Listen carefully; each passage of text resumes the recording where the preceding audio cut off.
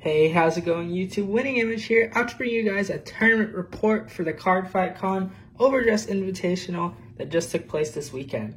I am super tired because this was a really fun and hard tournament to organize as well as be a part of, and I'm very thankful to our partners, Vision especially, Cardweeb, Charlie, shoutouts to you. You're the MVP, and I really do appreciate everything everybody did, especially our commentators for filling in, our new commentators, and literally it was, people say it takes a village, and that's honestly the truth. Shoutouts to all our participants as well for agreeing to participate in the Cardfight Con Overdress Invitational, and our artist Vishop Slayer for really taking the time to draw this amazing map for all of our participants to enjoy and play on. So yeah, it was such a fun weekend. I played Magnolia for this 2-day event in a best of one, day one, double elimination bracket. So essentially a bracket system, but then you have a loser's bracket if you lose, and if you lose twice, you're out. So that was a really fun way to do it, and it made the games very competitive. If you'll watch the VOD and the matches that will go up, you'll see that there was a lot of close games. And one common theme that was kind of between us Vanguard tubers was, we're not going to take the 5th damage until we're ready, because damage triggers at 5 sealed a lot of games for people watching the footage back again. So let's get into my tournament report. I made top 3 with Magnolia. Magnolia, of course, was, I think, the safest pick for me. I wasn't going to take Bastion. Well, actually, no, true story. Shouts to my locals for believing in Magnolia, because they really got me to play Magnolia, and Edward Leon for throwing some nice ideas to upgrade my previous Magnolia deck to make it one of the best. So, shouts to them for really getting me to stick with my guns and stick to the game plan and just do well with my favorite deck. So, as you guys know, my round 1 opponent was Different Fight. Different Fight was playing Orphist, and let's play Raid Shadow Legends against him, right? So he was playing Orphist, and in that game, I was able to kind of establish early rush because I went first, putting him at a disadvantage. And then on my first grade 3 ride, I believe, I was able to double crit, but it wasn't hitting, so I had to kind of split the crits and do stuff, and then just wrap up the game from there. What really won me the game, if I remember correctly, was, I believe it was Kusi or Duger. I'd have to check again. One of them hit really big numbers that he had a hard time guarding, and then I had to take a big risk on his final turn, going for a, it was Kusi. Yeah, because Kusi made the 28k. So on his quote-unquote final turn, he, as you guys know, Orphist makes a lot of nice numbers, so I had to one-pass his Vanguard, and he didn't hit it. And that was because on that turn, he drew into a Hallowing Moonlit Night, which is the order. Here, I actually have a copy of it right here. This order right here. Ooh. This order right here. And he drew it into a critical trigger, and that would have been the one pass to break through. So really lucky there, and then we just closed out the game the following turn comfortably with a 28k Vanguard swing, if I recall correctly. So that's one of the main things that I really liked with Kusi in that round especially. And then heading into round 2, we played against our boy Drive Track Cole. Cole was playing Zorga, and in the representation chart you'll see there was a lot of Zorga in this event. I was never really able to establish pressure nor hit triggers early, so what it came down to was later on in the game just kind of conserving resources, because he was playing conservative as well. So late game, I had only seen 7 triggers. I had 9 still in deck, and I had like a really dry spell. So he kept guarding for a 2 to pass on my Magnolia swing, and then he guarded 2 to pass when I was at 4, when he was at 4 damage. So I drove check, hit a draw trigger. Yeah. Always that dang squirrel, right? And then I drawed it into, I believe it was like a grade 1. It might have been a Karis. Yeah, it might have been a Karis. And then second check, I hit a crit. So by drawing first, I was able to kind of calculate my odds of hitting another trigger and just push and win the game from that. It was through that I think calculated risk through Cardfight Vanguard. You know, you could say sack all you want, but just knowing when to give power and when to not was really a big skill of playing Cardfight Vanguard. And just understanding the situation, being able to properly qualify when triggers are coming, especially with how many I had in deck. Honestly, won me the game there. And then round 3 is when things take a turn for the worse. We are up against Vanguard Insider. Vanguard Insider is playing Nirvana, and he is the eventual champion. So I made this joke the whole weekend. Like, pretty much everybody over-triggered me. Vanguard Insider, turn 2 with his grade 2, check, over-trigger. And then I'm like, okay, we're doing okay. And then his grade 3 right, check, crit. And then, what's it called? Grade 3 turn after that, crit. I wasn't surviving that. Oh man, anime protagonist powers, he said. That was a very hard game though. Surprisingly close for how many crits were flying and everywhere and whatnot. Cause I had to no guard at 4 damage, and then the crit basically sealed the deal and made it, I believe it was a 4-6 or 3-6 kind of game. Yeah, I just wasn't winning that game. That was just awful. But what's it called? The Magnolia deck, you just can't get caught up on your losses too much. So knowing that I still had, not like a cat, 9 lives, but I had 1 extra life, knowing that I had to wait for my next match, and it was either going to be Machina Blau playing Prison or a rematch with Different Fight. And it's very hard, just a matter of fact, in team sports, whatever, it's very hard to beat the same team or person twice. So I really did not want to go up against Chris, because I know, just honestly, law of the universe, it's very hard to beat the same person twice, and no matter what you're doing. So Machina Blau beats Chris, and it was due to an over-trigger, if I recall correctly. And then I'm up against his Prison deck. Now, as you guys know, Prison is a very bad matchup for Magnolia, but I was able to kind of establish an early tempo with my Rush, drawing into Alenia, Spiritual Body, pushing him to a high damage count early. I believe he was at 3 damage after my grade 2 turn, And then from there, he hit an over-trigger, but the over-trigger doesn't really do much when I was already able to establish a board, generate a hand, and had a PG in hand. So although I was taking the Vanguard, I was able to properly defend his rear guards and only go to 4 damage. And even though he imprisoned my stuff, I didn't use a lot of my Soul Blast effects besides 1 Spiritual Body, if I recall. Or didn't even use it at all, and had like a Genosla and a Duger in there with 2 Soul. And then I saved it for my Persona right turn, so when I did, I could just call them out and they get power, and just be able to wrap up the game that way. Just putting up a consistent aggression against Prison really makes it hard for them to respond and be able to properly defend, so that way I was able to win. He only generated after turn 1, he only had 6 cards in hand every turn, so I was just able to take advantage of that and just win the game that way. Magnolia, even though it can be pretty sacky, some good aspects to this deck too. And then round 5 is against Living Proof.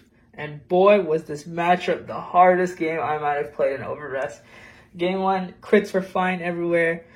He long story short, he wins, and the damage was 2-6. And he went first as well. So as you guys know, I only have 1 chance to go first, because in this tournament, loser chooses who goes first or second in the best of 3 rounds. And this was on day 2, so if I lose a single game, I'm out. But then, what's it called? Going first against Living Proof, honestly, against Bruce, I really have a very comfortable time if I go first, because I was able to establish the early rush and establish myself after that game 1, which was, honestly, I had no chance. That was crazy. But then game 3 is where things got real. Game 3, he went first, and I had such a hard time early. But then what made the difference was, this was the game where I was hitting triggers. So I saw I believe 12 total that whole game. And then I think you guys will see when you watch the match how down it came to the wire. Because even though I saw all these triggers, I never really had a board. But he never really had a hand, because he was always committing it to final rush and respond to my plays, because he went first, and I was defensive checking like an MF, to put it lightly.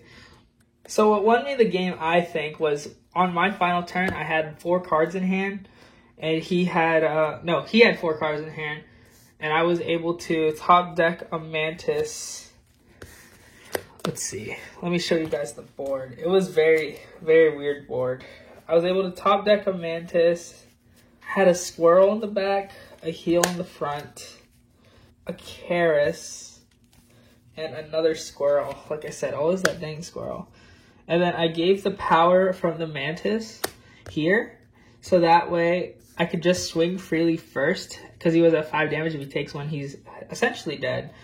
And then when he guards this, he has to block with more than a 15k for a no pass, or a 1 to pass, sorry.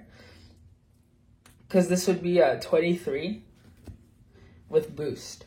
And then I'd always have a backup plan here with Karis. So he had only a Brody and an Interceptor that I knew.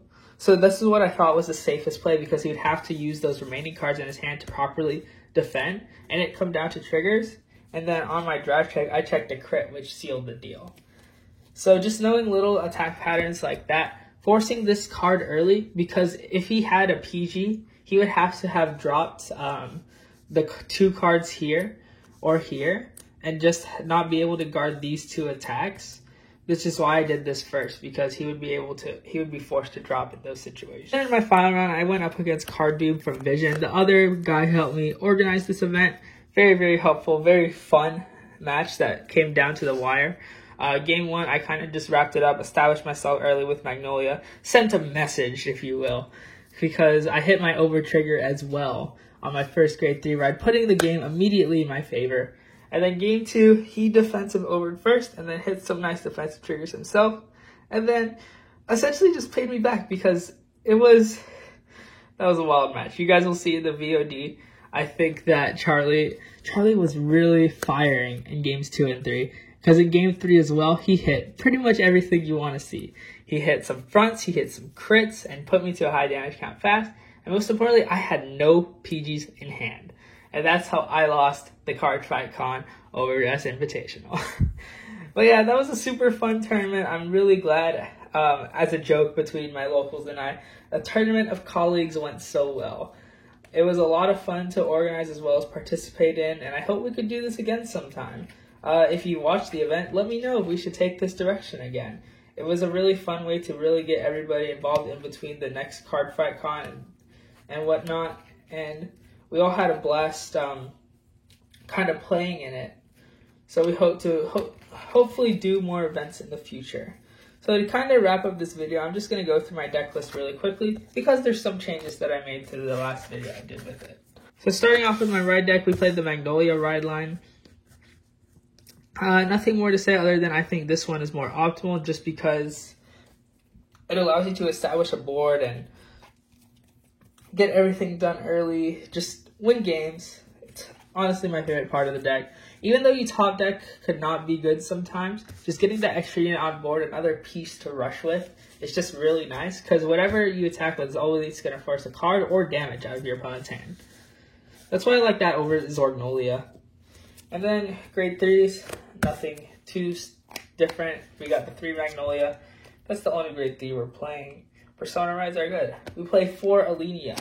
Alenia is the card that I hard mull for. Essentially like Virina Arcs, you want to see this card turn 2, because if you draw it, your opponent's going to have a hard time, because if you call a Mantis, you're able to give 5k to that Mantis and 5k to itself, so making a 28k column. Meaning that they're at grade 1, they have to drop 3 cards essentially to properly defend that attack. And then we have 4 Duger. Never underestimate 5k in Overdress. 15k on your or your opponent's turn. Should you meet the conditions, is just really powerful. Easy guards, and your opponent will have a hard time defending. Then we have 3 Genosula. I decided to cut this down to 3 for this event, just because I knew I had ways to get it back. And it's essentially a dead draw if you don't have Counterblast, because people were damage denying all day.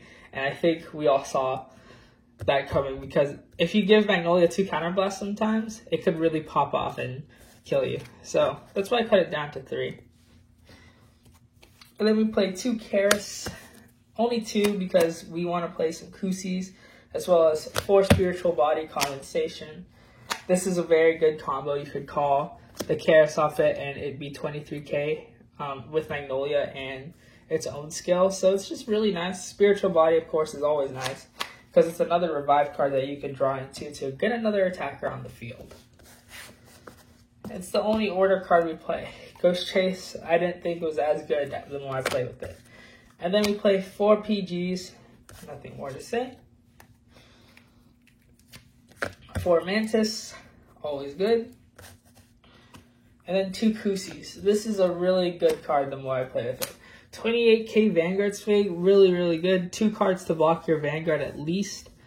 It's just honestly one of the best parts of the deck, and I'm really glad this card gets better next set, making the Pure Magnolia build one of the best, especially with the moving action you got going on.